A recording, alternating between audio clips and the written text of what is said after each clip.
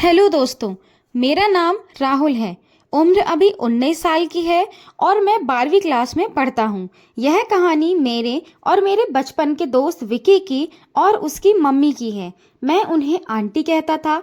Aunty की उम्र अब 52 साल के करीब होगी, लेकिन दोस्तों सच कहूँ वो उम्र के हिसाब से बिल्कुल नहीं लगती थी।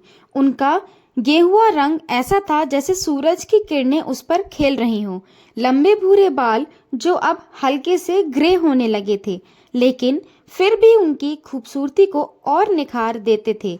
उनकी आंखें बड़ी बड़ी थी और उनमें एक अजीब सी चमक थी जो किसी को भी अपनी तरफ खींच ले। उनके बारे में क्या बताऊं। साड़ी उनके बदन पर ऐसे लिपटी थी जैसे कोई मूर्तिकार ने हर कर्व को बारीकी से गढ़ा हो।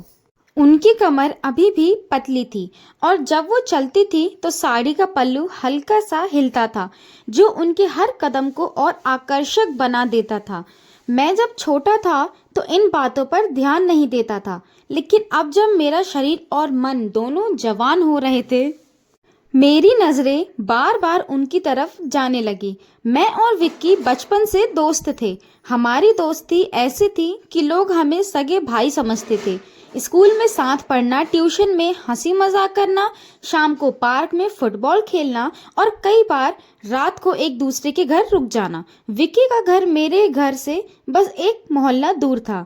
उसकी फैमिली में उसकी मम्मी, एक छोटी बहन जिसका नाम प्रिया था और एक छोटा भाई आरव था। विक्की के पापा की मौत तब हो गई थी जब हम चौथी क्लास में थे। जब मैं छोटा था तो विक्की के घर सिर्फ खेलने जाता था। आंटी हमें खाना खिलाती थी, कभी कभी डांटती भी अगर हम ज़्यादा शरारत करते, लेकिन उस वक्त मेरी नज़रें सिर्फ मस्ती और दोस्ती पर थी। लेकिन अब जब मैं 19 का हुआ, मेरी सोच बदलने लगी। जवानी की दहलीज पर कदम रखते ही मेरी नज़रें उन चीज़ों पर जाने लगी जिन्हें मैं पहले कभी नहीं देखता था। पहली बार ऐसा हुआ जब मैं विक्की के घर रात को रुका था। वो एक नॉर्मल सा दिन था। हम दोनों बोर्ड एग्जाम की तैयारी के लिए रात को जाग रहे थे। टेबल पर किताबें फैली थी और हम नोट्स बना रहे थे। रात के करीब 10:30 बज रहे थे, तभी आंटी हमारे लिए कॉफ़ी लेकर आईं। वो उस दिन गहरी मरून साड़ी में थी। साड़ी का रंग उनके गेहुए रंग को और गहरा बना रहा था। पल्लू उनके कंधे पर हल्का सा लूज था और जब वो मेरे पास कॉफ़ी का मग रखने के लिए झुकी तो मेरी नज़रें उन पर अटक गई। वो ऐसे लग रही थी जैसे कोई पुरानी फिल्म की हीरोइन हो। मेरी सांसें तेज़ हो गईं और दिल ज़ोर ज़ोर से धड़कने लगा। मैंने जल्दी से नज़रें हटा ली और किताब में ध्यान लगाने की कोशिश की। आंटी ने कुछ नहीं कहा, बस हल्के से मुस्कुराकर चली गईं। लेकिन उस रात नींद नहीं आई।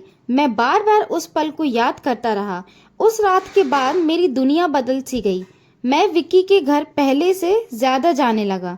पहले तो बहाना होता था कि विक्की से मिलना है या कोई असाइनमेंट साथ करना है, लेकिन सच यह था कि मैं आंटी को देखने जा चाहता था। एक दिन की बात है, मैं दोपहर में विक्की के घर पहुंचा। वो उस दिन घर पर नहीं था, कोचिंग गया था। मैंने सोचा चलो थोड़ा वेट कर लेता हूँ। घर में सिर्फ आंटी थी। मैं लिविंग रूम में बैठा था और टीवी पर कुछ देख रहा था। तभी आंटी अंदर आई। वो उस दिन पीच कलर की साड़ी में थी। साड़ी का रंग उनकी त्वचा से मेल खाता था। वो मेरे पास सोफे पर बैठ गई और बोली, राहुल, आजकल तुम बहुत आते हो, क्या बात है? उनकी आवाज़ में एक मिठास थी और उनकी मुस्कान में कुछ ऐसा था जो मेरे दिल को बेचैन कर रहा था। मैं थोड़ा घबरा गया और बोला, बस आंटी, विक्की से मिलने आया था। लेकिन मेरी बात सुनकर वो हल्के से हंस दी।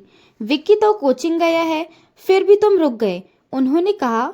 उनकी बात में एक शरारत भरा लहजा था।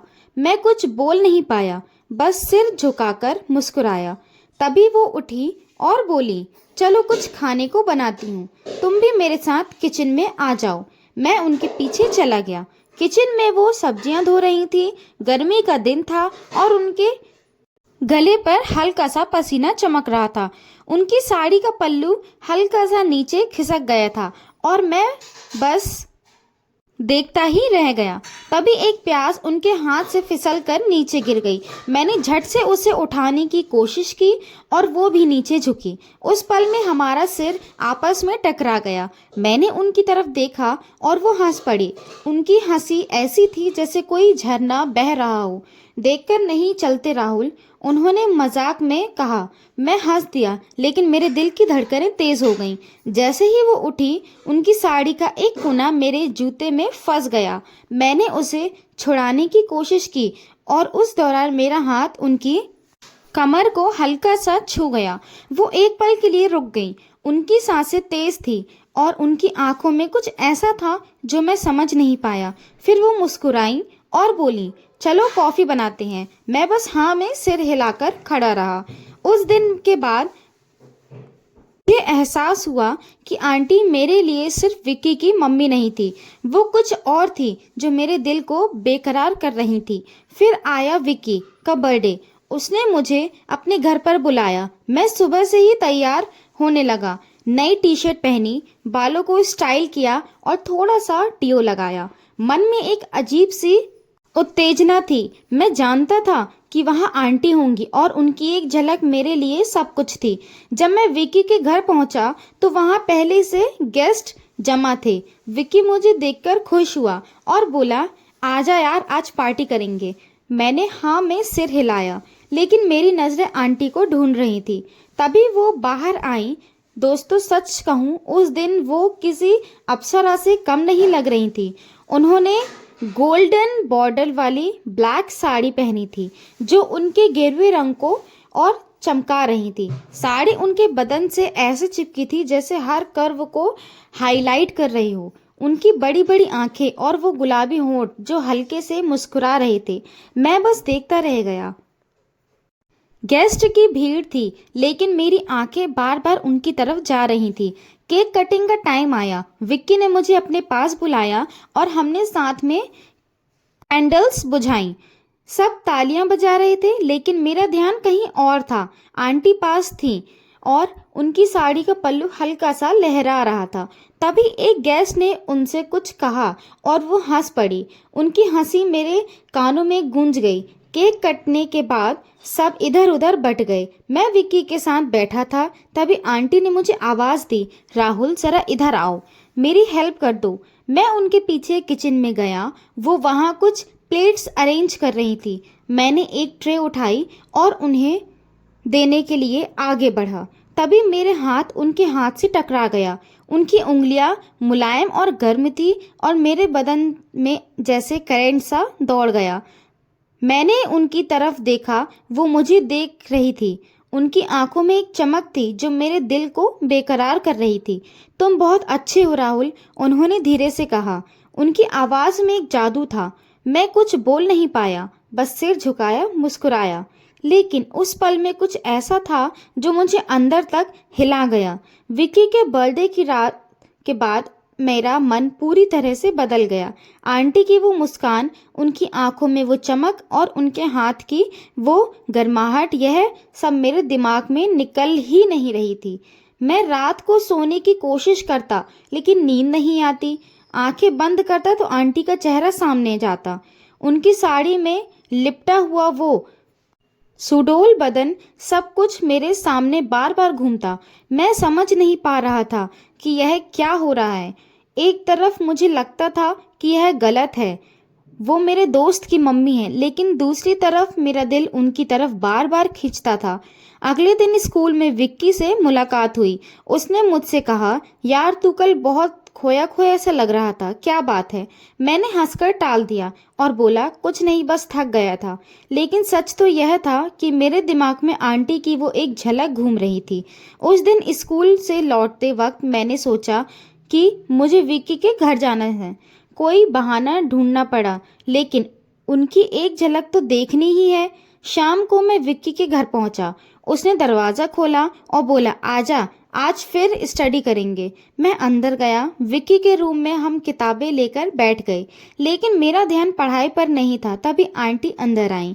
वो उस दिन ऑफ वाइट साड़ी में थी जो उनके गेरुए रंग को और निखार रही थी। साड़ी का पल्लू हल्का सा ढीला था और जब वो हमारे लिए जूस का ग्लास लेकर आई तो मेरी नज़रें उनकी तरफ चली गईं। वो मेरे पास रुकी और बोली, राहुल तुम आजकल बहुत मेहनत कर रहे हो, थक मत जाना। उनकी आवाज़ में एक केयर था जो मेरे दिल को छू गया। मैंने बस हल्के से सिर हिलाया और मुस्कुराया। विक्की ने कहा, मम्मी आप भी ना इसे बिगाड़ रहे हो। आंटी हंस पड़ी। उनकी आंखों में एक मिठास थी जो मेरे कानों में गूंज गई। वो चली गई लेकिन मेरी नज़रें उनके पीछे पीछे दरवाजे तक गईं। उनकी चाल, साड़ी का वो लहराता हुआ पल्लू, सब कुछ मेरे लिए किसी जादू से कम नहीं था। उस दिन मुझे एहसास हुआ कि मैं आंटी की तरफ सिर्फ आकर्षित नहीं हो रहा था बल्कि कुछ और गहरा महसूस कर रहा था। दिन बीतते गए और मैं विक्की के घर बार बार जाने लगा। कभी नोट्स का बहाना, कभी प्रोजेक्ट की बात, लेकिन सच यह था कि मैं आंटी से मिलने चाहता था। उनकी एक झलक, उनकी एक बात, यह सब मेरे लिए ज़रूरी सा हो गया था। एक दिन दोपहर का वक्त था। मैं विक्की के घर पहुंचा। उसने कहा कि उसे कोचिंग के लिए जाना है और वो 2 घंटे में लौट आएगा। तू रुकना चाहे तो रुक जाना, उसने कहा। मैंने हाँ कह दिया। विक्की के जाने के बाद घर में सन्नाटा था। मैं लिविंग रूम में बैठा टीवी देख रहा था। तभी आंटी अंदर आई। वो उस दिन लाइट पिंक साड़ी में थी। साड़ी का रंग उनकी स्किन में मिक्स हो गया था और वो फिर किसी फूल सी लग रही थी। वो मेरे पास सोफे पर बैठ गई और बोली, राहुल अकेले बैठे हो, बोर तो नहीं हो रहे? उनकी आवाज़ में एक नरमी थी जो मेरे दिल को बेचैन कर रही थी। मैंने कहा, नहीं आंटी, बस ऐसे ही टीवी देख रहा हूँ। वो मुस्कुराई और बोली, चलो मेरे साथ किचन में आ जाओ, मैं कुछ बनाती हूँ, तुम मेरी हेल्प कर देना। मैं उनके पीछे चला गया। किचन में वो सलाद काट रही थी। गर्मी का दिन था और उनके माथे पर पसीने की छोटी छोटी बूंदें चमक रही थी। उनकी साड़ी का पल्लू हल्का सा लहरा रहा था। मैं बस देखता रह गया। तभी एक चाकू उनके हाथ से नीचे गिर गया। मैंने झट से उसे उठाने की कोशिश की और वो भी नीचे झुकी। उस पल में हमारा सिर फिर से आपस में टकरा गया। मैंने उनकी तरफ देखा और वो हंस पड़ी। उनकी हंसी में एक अजीब सी मिठास थी। उसने कहा, आजकल हमारे सिर बहुत टकरा रहे हैं, है ना राहुल? उन्होंने मजाक में कहा। मैं भी हंस दिया, लेकिन मेरे दिल की धड़कनें तेज हो गईं। फिर वो मुस्कुराई और बोली, चलो कॉफ़ी बनाते हैं। हमने साथ में कॉफ़ी बनाई। वो मेरे पास खड़ी थी और उनकी खुशबू मेरे करीब आ रही थी। कॉफ़ी बनाते वक्त उनका हाथ मेरे हाथ से फिर टकरा गया। इस बार वो जल्दी से हाथ नहीं हटाई। मैंने उनकी तरफ देखा और वो भी मुझे देख रही थी। उनकी आंखों में एक गहराई थी जो मुझे अपनी तरफ खींच रही थी। राहुल तुम बहुत अच्छे लड़के हो, उन्होंने धीरे से कहा।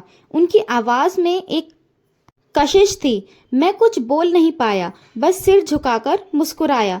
लेकिन उस पल में मुझे लगा कि शायद वो भी मेरी तरफ खींच रही हो। उस दिन के बाद कुछ बदल सा गया।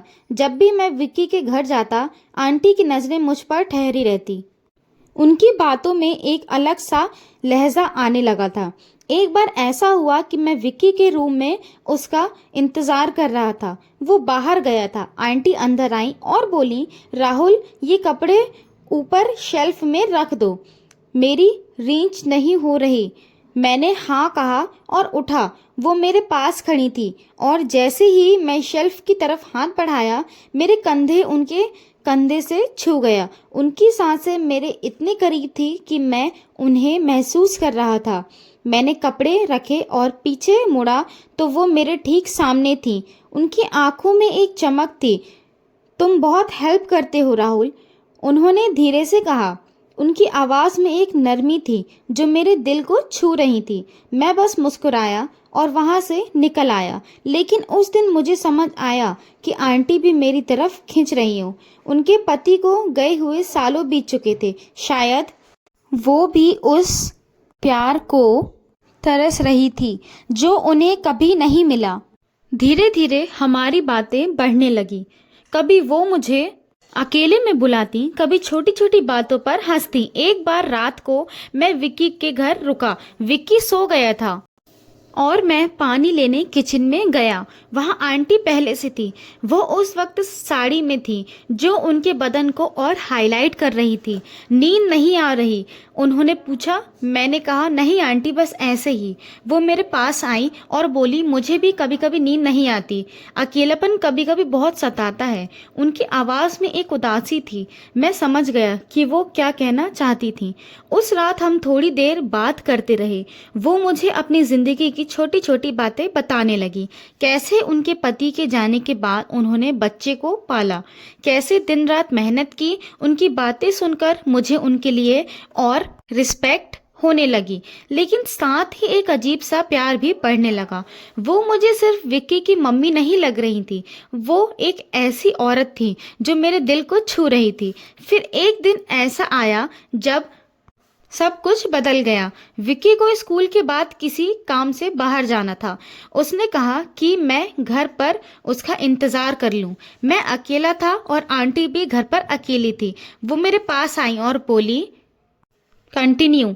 तो दोस्तों, आगे इस कहानी में क्या क्या होता है यह सब आपको अगले भाग में पता चलेगा, इसलिए बने रहिए हमारे चैनल के साथ। लाइक शेयर सब्सक्राइब करना ना भूलें।